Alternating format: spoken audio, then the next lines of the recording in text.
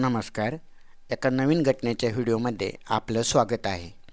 ही कथा आहे एका राजकारणाशी संबंधित. एक मुलगा होता.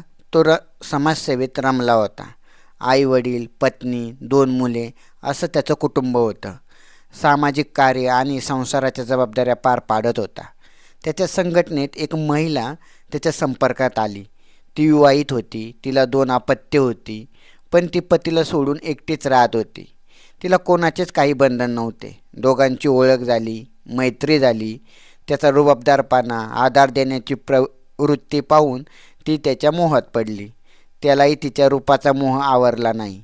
दोघांमध्ये प्रेमसंबंध निर्माण झाले. हे संबंध इतर लोकांच्या नजरेत येण्यास वेळ लागला नाही.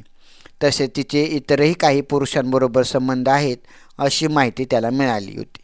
दरम्यान ती त्याला लग्नासाठी आग्रह करू लागली. तेव्हा त्याने तिला थेट नकार दिला. हा नकार जिव्हाळी लागलेल्या या विवाहितेने एक टोकाचा निर्णय घेतला. या निर्णयाने त्याचा बळी गेला. ती साथीदारासह तुरुंगात गेली. तर तिची मुले आणि त्याचा संसार, पत्नी, मुले दुःखाच्या खाईत लोटली गेली. माणसाने आयुष्यात विचाराने जगले पाहिजे याचा धडा देणारी ही घटना छत्रपती संभाजीनगरमध्ये घडली. तर मृतदेह अहिल्यानगर जिल्ह्यात सापडल्याने तेथील तपास पथकाने या घटनेचा तपास पूर्ण केला. तर हीच घटना आज आपण पाहणार आहोत. तत्पूर्वी तुम्ही जर चॅनलवर नवीन असाल तर चॅनलला सबस्क्राईब करायला विसरू नका. तर अहिल्यानगरमध्ये मंगळवार दिनांक 12 ऑगस्ट 2025 रोजी अहिल्यानगर जिल्ह्यातल्या शेगाव तालुक्यातील मुंगी शिवारात गोदावरी नदीच्या पात्रात शेताच्या कडेला एक पुरुष जातीचा मृतदेह आढळून आला. मुंगी येथील पोलीस पाटलांनी दिलेल्या खबरीवरून शेगाव पोलिसांनी अकस्मात मृत्यूची नोंद करण्यात आली. शेगाव पोलिसांनी तपास सुरू केला होता.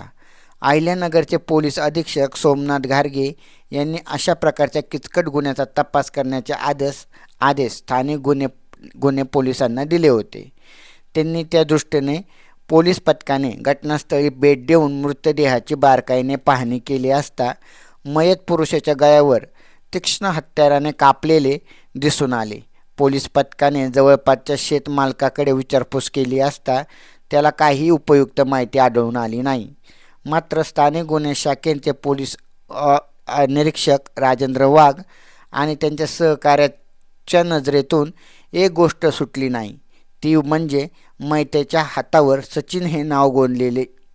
मयत पुरुषाचा मृतदेह गोदावरीच्या नदीच्या पात्रात मिळून आलेला असल्याने व गोदावरी नदी ही पैठण परिसरातून वाहत येते. त्यामुळे पथकाने पैठण ते छत्रपती संभाजीनगर जिल्ह्यातील पोलीस स्टेशन येथे मिसिंग दाखल आहे का, त्यात कोणी सचिन नावाची व्यक्ती आहे का, त्या दृष्टीने तपास सुरू केला. त्यांना मयताच्या वर्णनाशी संबंधित मिळतीजुळती हकीकत असलेल्या इसमाची माहिती घेण्यास त्यांनी सुरुवात केली असता छत्रपती संभाजीनगर जिल्ह्यातील हर्सूल पोलीस स्टेशनमध्ये मनुष्य मिसिंग असल्याची त्यांना माहिती मिळाली. त्यानुसार त्या मिसिंगमधील नातेवाईकांचा शोध घेऊन त्यांच्याकडे चौकशी केली असता त्यांनी मयताच्या अवशेषावरून व कपड्यावरून मयतास ओळखले. मयताचे पूर्ण नाव होते सचिन पुंडलिक आवताडे. वय वर्ष होतं 32. राहणार कोलठाण रोड, शिवनेरी कॉलनी, हर्सूल, जिल्हा छत्रपती संभाजीनगर असल्याचे त्यांना समजले. मयताची ओळख पटवण्याची पोलिसांनी जंगजंग पसाडले होते.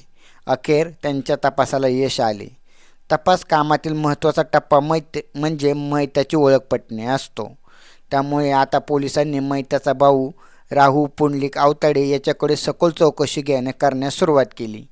स्थानिक गुन्हे शाखेच्या पोलिसांनी सर्व बारकाव्यासह माहिती घेण्यास सुरुवात केली. सचिन आवताडे याचा भाऊ राहुलने सांगितले की तो स्वतः शेती करतो.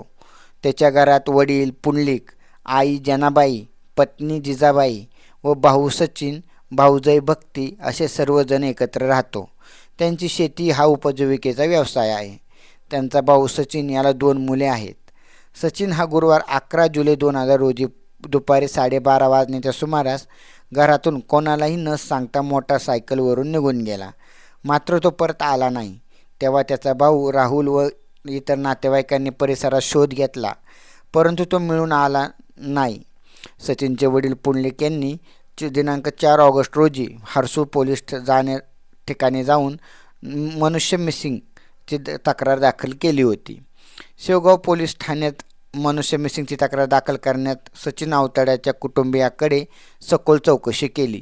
तेव्हा त्यांच्याकडून तसेच सचिनच्या मित्रांकडून पोलिसांना समजले की सचिन हा छत्रपती संभाजीनगर शहरातील सिडको येथे कॅनॉट प्लेस येथे राहणाऱ्या भारती रवींद्र डुबे हिच्याशी सुमारे 4 वर्षापूर्वी प्रेमसंबंध होते. तसेच भारतीचे इतर पुरुषांबरोबर देखील प्रेमसंबंध होते. त्यामुळे या विषयावरून त्या दोघांमध्ये नेहमी वाद व्हायचे. या माहितीवरून भारती डुबे ही एका संघटनेची महिला प्रदेशाध्यक्ष असल्याचे, सचिन आवताडे हा या संघटनेचा शहराध्यक्ष असल्याचे पोलिसांना समजले. त्यांनी भारतीचा फ्लॅट शोधून काढला, मात्र त्याला कुलूप होते. भारतीचा मोबाईलही बंद होता. पोलीस पथकाने काही तांत्रिक विश्लेषण म्हणजे त्यांचं लोकेशन ट्रेस करून इतर सोर्सेस वापरले आणि त्यावेळी त्यांना कळाले की भारतीचा एक जोडीदार अरफोज खान याने तिला बुलढाणा जिल्ह्यातील साखरखेड येथे सोडलेले आहे. पोलिसांनी जराही वेळ न दवडता साखरखेड गाठले आणि तेथील एका शेतातील बंगल्यात पोलीस पथकाने चोहोबाजूंनी घेरले आणि घराचा दरवाजा वाजवल्यानंतर एका पुरुषाने दरवाजा उघडला. तो होता भारती डुबेचा चुलत मावस भाऊ दुर्गेश तिवारी. त्याला आणि आतल्या खोलीतील महिला म्हणजे जी भारती डुबे होती या दोघांना पोलिसांनी ताब्यात घेऊन चौकशी केली. सुरुवातीला त्यांनी आडेवेडे घेतले. पोलिसांनी दिशाभूल केली. मात्र 14वे रत्न दाखवता सुतासारखे सहज होऊ बोलू लागले. मूळची जालना जिल्ह्यातील जाफराबाद येथील रहिवासी असलेली भारती डुबे हिचा 4-5 वर्षापूर्वी घटस्फोट झाला होता. तिला एक मुलगा पण होता. तो तिच्या नातेवाईकांकडे राहतो. तिचे नाव भारती डुबे असले तरी ती भारती पाटील असे नाव लावते. ती एका संघटनेची महिला प्रदेशाध्यक्ष असून सचिन आवताडे हा त्या संघटनेचा शहराध्यक्ष होता. दोघेही एका संघटनेत काम करत होते. सचिनला ही पत्नी भक्ती व 2 मुले आहेत. सचिनचे 4 वर्षापासून भारतीशी प्रेमसंबंध चालू होते. भारती मात्र त्याच्याशी एकनिष्ठ नव्हती. तिचे अनेकांशी असे संबंध आहेत. या कारणामुळे भारतीशी सचिनचे नेहमी भांडण होत असे. गुरुवार दिनांक 31 जुलै 2025 रोजी छत्रपती संभाजीनगरच्या कॅनॉट प्लेसमधील फ्लॅटवर लग्न समारंभाचा कार्यक्रम उरकून ते सर्वजण एका ठिकाणी जमले होते. त्यावेळी फ्लॅटवर भारती डुबे, सचिन आवताडे, दुर्गेश तिवारी एकत्र होते. नेहमीप्रमाणे त्या तिघांना दारू पिण्याची तलब झाली. दुर्गेश बाहेर जाऊन दारू घेऊन आला. चकना समोर ठेवून त्यांनी दारूच्या बाटल्या खोलल्या. हळूहळू दारू पोटात रिचू लागल्यानंतर त्यांच्यातील अतृप्त आत्मे जागे होऊ लागले. भारतीला चांगलीच दारू चढली होती. ती सचिनला म्हणाली, तू माझ्याशी लग्न कर. सचिनलाही दारूचा अंमल चांगलाच आला होता. तोही तिला म्हणाला, तुझे बऱ्याच जणांशी लफडे आहे. तुला मी रखेल म्हणूनच ठेवतो. यावरून दोघांमध्ये वाद सुरू झाला. त्यावेळी भारतीने तिचा मित्र अरफोज खान याला फोन करून बोलावले. तोही जवळच असल्याने लगेच आला. सर्वजण नशेत चूर होते. वादावादी सुरू झाली. तेवढ्यात दुर्गेश तिवारी चाकू घेऊन आला आणि त्याने सचिनचा गळा चिरला. त्यामुळे जोरात रक्तस्राव होऊन तो निपचित पडला. त्यावेळी रात्रीचे 10:30 वाजले होते. आता त्याचे काय करायचे असे म्हणून विचारचक्राला सुरुवात केली. रात्रीत उशिरा सचिन आवताडे याचा मृतदेह मोठ्या प्लॅस्टिकच्या पिशवीत घालून तो पक्का बांधण्यात आला. त्यानंतर अरफोजच्या खाणमध्ये मध्यभागी मृतदेह टाकून त्याची विल्हेवाट लावण्यासाठी गाडी घेऊन ते पैठणच्या दिशेने निघाले. पहाटे 2:30 वाजण्याच्या सुमारास त्यांनी तो मृतदेह पैठणच्या पुलावरून गोदावरी नदीपात्रात फेकून दिला. तर ज्या चाकूने सचिनचा गळा कापला होता तो चाकूही नदीपात्रात फेकून दिला. तो चाकूही नदीपात्रात फेकून दिल्यानंतर आता ते तिघेही जालना जिल्ह्यातील साखरखेडे येथे पोहोचले आणि अरफोज खान यांना सोडून ते बाकीचे फरार झाले. मात्र भारती आणि तिचे नातेवाईक दुर्गेश तिवारी पोलिसांच्या जाळ्यात अडकले. दोघांविरुद्ध सचिन आवताडे याचा भाऊ राहुल आवताडे याच्या फिर्यादीवरून शेगाव पोलीस स्टेशनमध्ये खुनाचा गुन्हा दाखल करण्यात आला. बाकीचा तपास अतिशय किचकट गुन्ह्याचा तपास अतिशय वेगाने करणाऱ्या स्थानिक गुन्हे शाखेचे मात्र सर्व स्तरावरून कौतुक होत आहे. तर सांगायचा उद्देश असा मित्रांनो या घटनेमागे की या अशा प्रकारच्या घटना समाजामध्ये घडतात. एखाद्या राजकीय सामाजिक क्षेत्रात काम करत असताना बऱ्याचशा महिला आणि पुरुषांचा संबंध येतो. राजकारणात तर त्याचा खूपच बराच वेळा येतो. पण ह्या संघटनेत जी काम करणारी जी मंडळी असते ते फक्त वरून दिसायला चांगले असतात, आतून त्यांची नियत तेवढी स्वच्छ असेल असं नसतं. त्यांच्या कपड्याप्रमाणे जेवढी त्यांची नियत स्वच्छ असेल असं नसतं. नियत त्यांची तेवढीच खराब असते. तर ह्या असंच नंतर म्हणजे दिवसा समाजकारण आणि राजकारण आणि रात्री धिंगाणा अशा प्रकारची ही गोष्ट आहे.